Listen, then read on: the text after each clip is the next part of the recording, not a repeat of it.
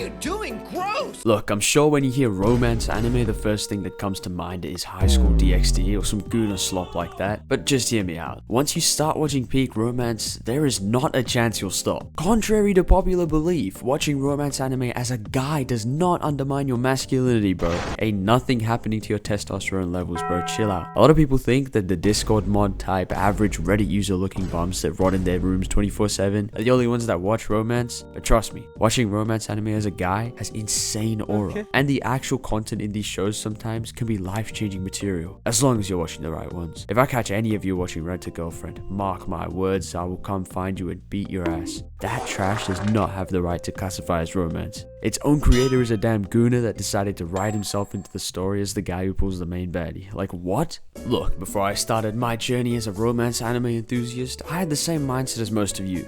I thought action-adventure shonen anime would be way more interesting and fun to watch than two high schoolers struggling for an entire season to confess their feelings for each other, which, mind you, are very apparent from episode 1. And honestly, I think it takes some level of maturity and patience to truly appreciate a good rom-com for what it is. So if you're a prepubescent 12-year-old watching this right now, I think you might have a few years to go, bro.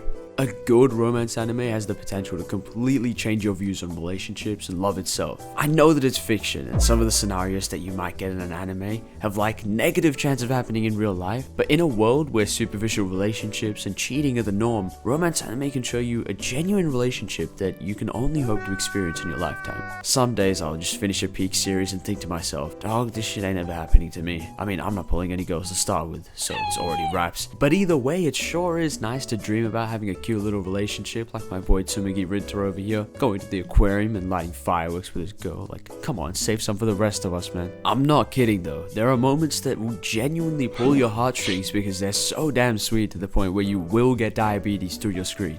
I have caught myself kicking my feet in the air in sheer joy on numerous occasions while binging a romance anime, and you know what? I'm proud of it. I only started watching them like 6 or 7 months ago, and I've seen over 30 in that time alone. To say I'm addicted is an understatement, bro. I'm too far gone. But that small rush of warmth that you feel inside when you see the couple having a touching moment at the culture festival or boldly professing their love for each other is truly uncontested. And when it comes to romance anime, there are layers that suit different kinds of viewers. First up, you got those super chill pics, which are more slice of life with less romantic interactions or relationship building. From here, there are increasing levels of romance based on what you're watching. Some shows focus more on developing the initial friendship or basic romantic relationship between characters, but generally end before we see anything good happen. And don't even get me started on the shows that edge us without a confession, even after an entire season.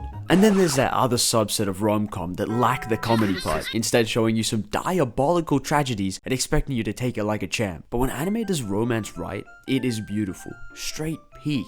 Take Kaguya-sama Love is War for example. The main characters only get together after like 3 seasons, but the character building, the chemistry is so well done that it's seen as one of the best romance anime ever made. And it's so damn funny to watch too, which makes it the perfect rom-com. There is so much more peak that I could go on about for hours, like Your Name, A Silent Voice, Toradora, Buddy Go Senpai, the list goes on. But I do have to warn you about post-rom-com depression. You know you've seen a peak romance when you're hella depressed after finishing it, because you know deep down inside that you are never going to experience anything as sweet or romantic as what you've just witnessed. Look, I'm sorry fellas, but there ain't no Messiah say for us to fall into and wrap our arms around after tagging a tag team by a soccer demon and a dune worm. However, if there is one thing I want you to take away from this video, if you are going to try out romance anime for the first time, please for the love of God stay away from harems or Alabama sibling on sibling action. Harems are the most unrewarding watches because they'll give you heroines that suit the MC better than the canon choice, and then show them getting brutally rejected. The romance aspect is also usually poorly done because the MC isn't given proper time or arcs to develop a relationship with the main girl. So you just end up wasting your time on some BS. But if you guys really want some bangers to start your romance anime journey, drop a comment and I'll pin some good recs in the comment section.